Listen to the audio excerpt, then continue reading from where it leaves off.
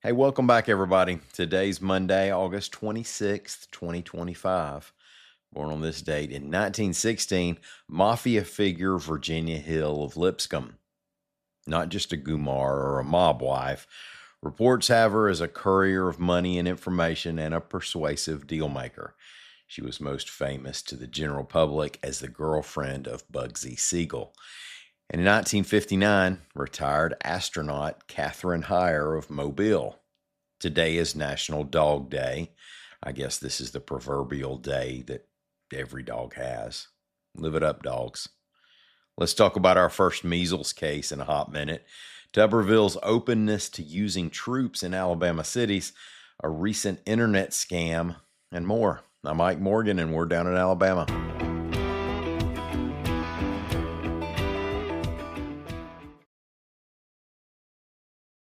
Time is precious, and so are our pets. So time with our pets is extra precious. That's why we started Dutch. Dutch provides 24/7 access to licensed vets, with unlimited virtual visits and follow-ups for up to 5 pets. You can message a vet at any time and schedule a video visit the same day.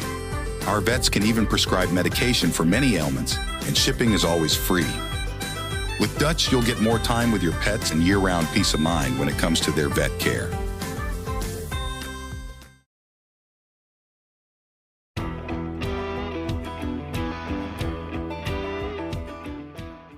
Alabama has its first known case of measles since 2002, reports AL.com's Mike Cason.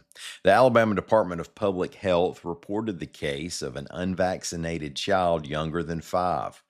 The child doesn't attend daycare or school, and his or her siblings are vaccinated and non-symptomatic, according to the ADHP.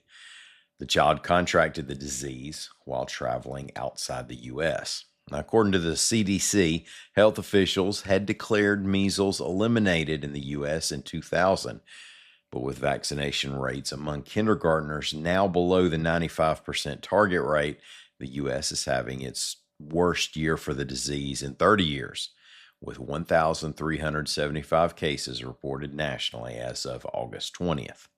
Typically, children will receive their MMR, that's measles, mumps, rubella, at around 12 to 15 months old, and then again when they're 4 to 6 years old. The ADHP lists an effectiveness estimate after the second vaccination at 99% for those who are exposed.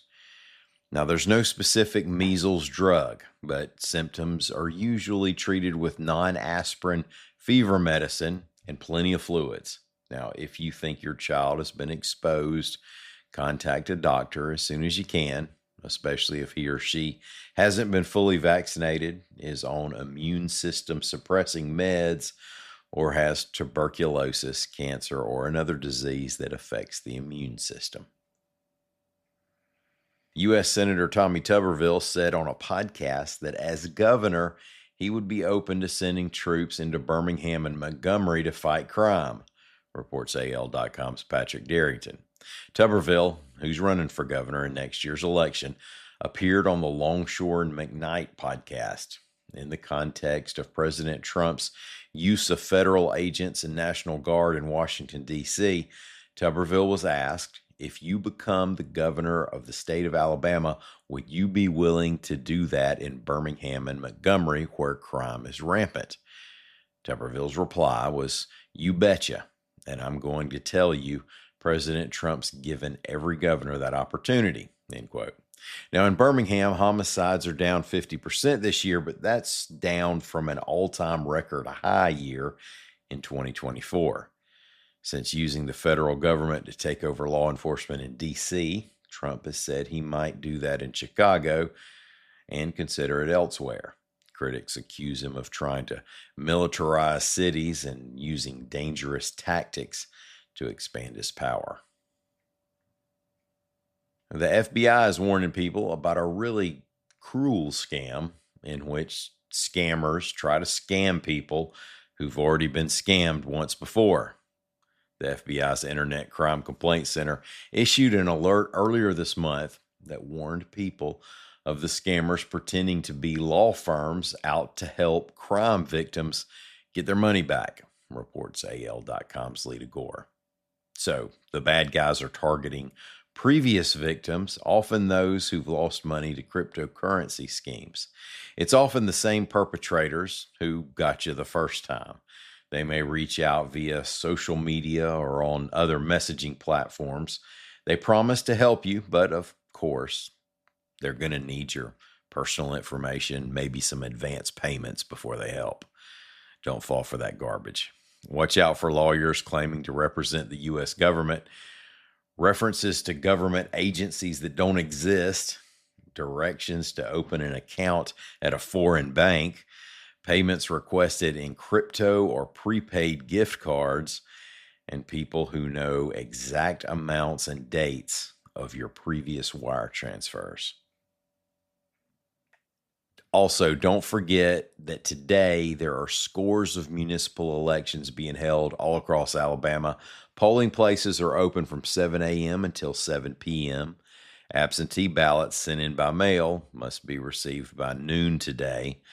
We'll have highlights of today's elections on tomorrow's briefings.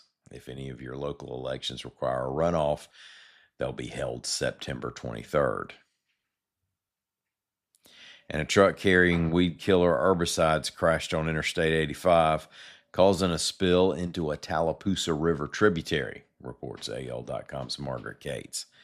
The Alabama Department of Environmental Management sent out a warning on Monday that the herbicides can cause skin and eye irritation and that at least one is toxic to fish. The crash was at a bridge near the Notasulga exit near the Tuskegee Airmen National Historic Site. The chemicals were spilled into the Uphappy Creek in Macon County.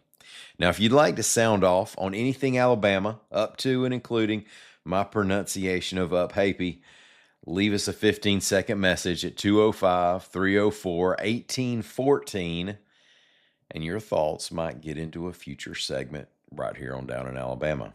That's 205-304-1814. Y'all have a great day. Thanks for listening to us, everybody.